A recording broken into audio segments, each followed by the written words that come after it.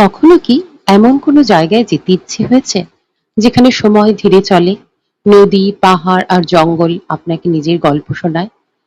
আজ আমরা যাচ্ছি ঝাড়খণ্ডের চারটি অসাধারণ জায়গায়: নেতারহাট, কোয়েল রিভার, বেতলা ফরেস্ট আর ম্যাকলস্কিগঞ্জ।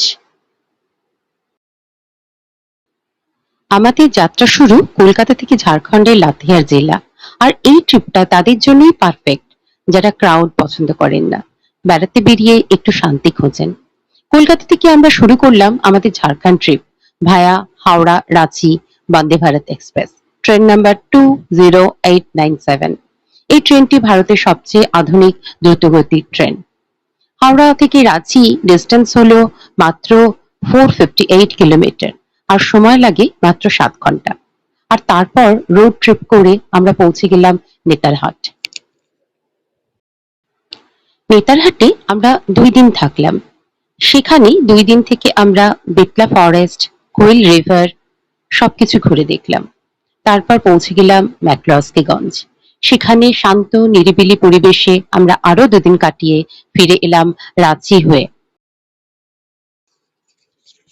নেতারহাট ঝাড়খণ্ডের এক পাহাড়ি স্বর্গ, যাকে বলা হয় কুইন অব ছোটনাগপুর। নেতারহাটের উচ্চতা প্রায় 1128 মিটার। সূর্যোদয় ও সূর্যাস্তের জন্য এই জায়গাটি বিশেষভাবে বিখ্যাত, বিশেষ করে সানরাইজ পয়েন্ট ও magnolia sunset point. Magnolia sunset পয়েন্টের সূর্যাস্ত দেখে মনে হয় যেন একটা পেইন্টিং স্লোলি ফেড হয়ে যাচ্ছে। এই জায়গায় দাঁড়িয়ে মনে হয় জীবনের সব নয়েজ যেন এক মুহূর্তে থেমে গেছে।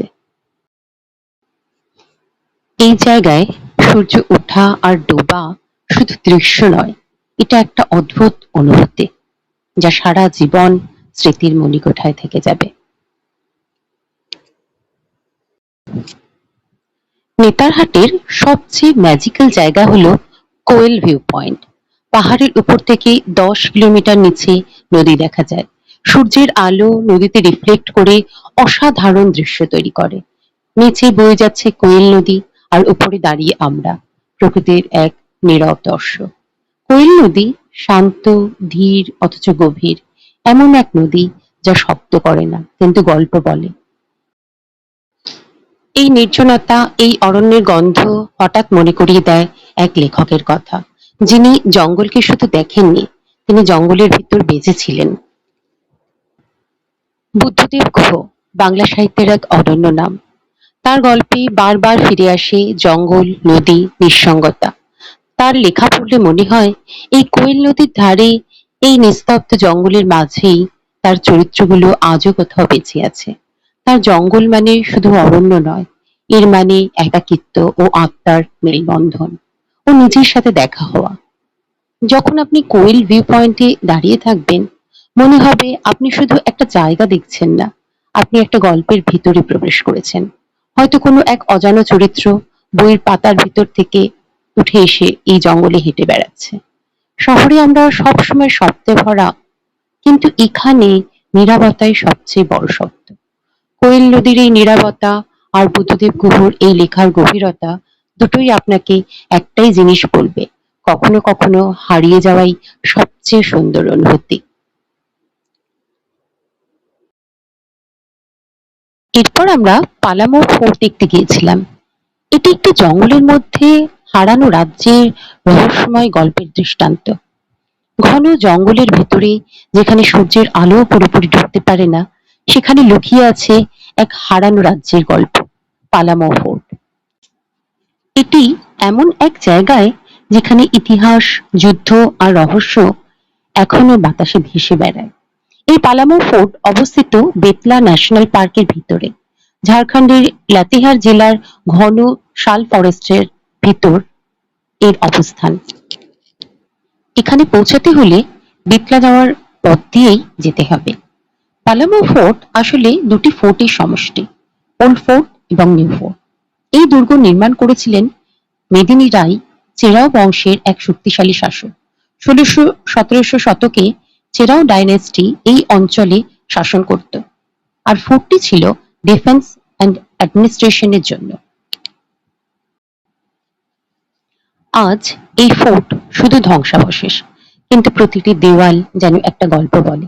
চারপাশে শুধু জঙ্গল আর মাঝে এই নীরব দুর্গ। পালামো ফোর্টের সবচেয়ে বড় সৌন্দর্য হলো এর নীরবতা। এখানে দাঁড়িয়ে আপনি বুঝবেন সময় সব কিছু নিয়ে যায়, কিন্তু গল্পগুলো রেখে যায়, থেকে যায় মেমোরিজ।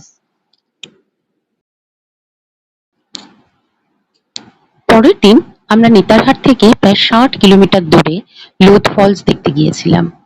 ঘন জঙ্গলের মাঝে লুকিয়ে আছে এই ওয়াটারফল। উচ্চতা প্রায় ১৪৩ মিটার। এটি ঝাড়খণ্ডের হাইয়েস্ট ওয়াটারফল। নেতারহাট থেকে লোধ ফলসের রাস্তা একটা পিওর জাঙ্গল ড্রাইভ। চারপাশে শুধু শাল জঙ্গলের জঙ্গল, মাঝে ছোট ছোট গ্রাম, আর পুরো জার্নিটাই একটা অ্যাডভেঞ্চার। গাড়ি থেকে নামার পরই শুরু আসল চ্যালেঞ্জ। প্রায় ৭০০ সিঁড়ি নেমে ও উঠে যেতে হয়। নিচে নামা যতটা সহজ, উপরে ওঠা ঠিক ততটাই কঠিন। কিন্তু পৌঁছানোর পর সব ক্লান্তি উধাও, আর তারপর আপনার সামনে খুলে যাবে প্রকৃতির অপরূপ খেলা। প্রায় ১৪০ মিটার উচ্চতা থেকে জল নেমে আসছে ভয়ঙ্কর শক্তি নিয়ে।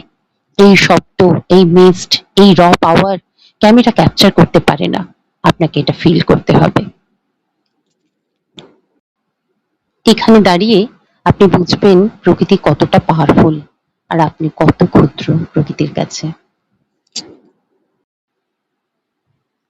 বেতলা ফরেস্ট যাওয়ার পথে এই জঙ্গলের রাস্তা, এই নীরব রাস্তা কোথাও যেন আগে দেখা, হয়তো কোনো সিনেমায়, হয়তো কোনো গল্পে। ঠিকই, সত্যি দেখতে পেলাম সেই অরণ্যের দিনরাত্রের পুরনো বাংলোটা, যেখানে হয়েছিল সেই সিনেমার কিছু শুটিং।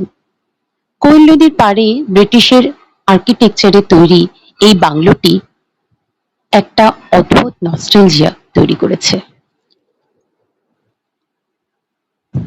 এরপর আমরা পৌঁছে গেলাম বেতলা ফরেস্টে, যা পালামো টাইগার রিজার্ভেরই একটি অংশ। এই অঞ্চলে শাল ফরেস্ট, ব্যাম্বু ও তার রিচ বায়োডাইভার্সিটি আছে। এখানে ডিয়ার, বাইসন, এলিফ্যান্ট দেখা যায়। জিপ সাফারি করা যায়, যার এন্ট্রি ফিজ গাইড নিয়ে ৫,০০০ থেকে ৫,৫০০ টাকার মতো। আমাদের প্রচুর হরিণ, নানা রকম পাখি এবং হনুমান চোখে পড়েছে। এখানে সাফারি করলে মনে হবে আপনি কোনো গভীর অরণ্যের যেন একমাত্র অভিযাত্রী। জঙ্গলের এই র বিউটি শহরের কোনো আর্টিফিশিয়াল লাইফের সাথে তুলনাই চলে না। আমাদের শেষ গন্তব্য ম্যাকলুস্কিগঞ্জ, একটি ছোট্ট গ্রাম, কিন্তু এক বিশাল ইতিহাস। এখানে আমরা ২ দিন কাটিয়ে দিলাম শান্ত ও নিরিবিলি পরিবেশে। এখানে এখনো ব্রিটিশ এরার বাংলো একটা নস্টালজিক ভাইব তৈরি করে। The charm is all about history, nature and slow life. এখানে সময় কাটানো ছাড়া কিছুই করার নেই, আর সেটাই এর সবচেয়ে বড় বিউটি। ১৯৩০ এর দশকে আর্নেস্ট টিমোথি ম্যাকক্লস্কি এই জায়গাটি গড়ে তোলেন। উদ্দেশ্য ছিল অ্যাংলো ইন্ডিয়ান কমিউনিটির জন্য একটা আলাদা সেটেলমেন্ট তৈরি করা। তখন এখানে ছিল প্রায় ৪০০-রও বেশি পরিবার, নিজস্ব কালচার, লাইফস্টাইল আর কমিউনিটি লাইফ নিয়ে। কিন্তু সময়ের সাথে সাথে অনেকেই দেশ ছাড়লেন, আর এই গ্রাম ধীরে ধীরে হয়ে গেল নিঃসঙ্গ।